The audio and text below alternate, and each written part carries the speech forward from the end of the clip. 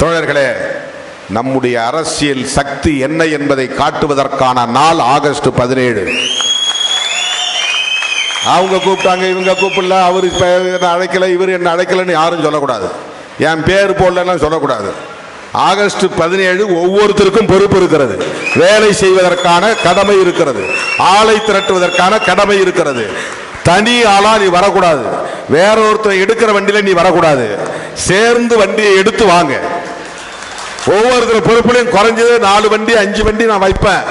Bus பிடிக்க முடியலன்னா van, van பிடிக்க முடியலன்னா கார், கார் பிடிக்க முடியலன்னா ஆட்டோ, ஆட்டோ பிடிக்க முடியலன்னா 2 வீலர், சைக்கிள். உளுந்தூர்பேட்டைங்கிறது எவ்வளவு தூரம்?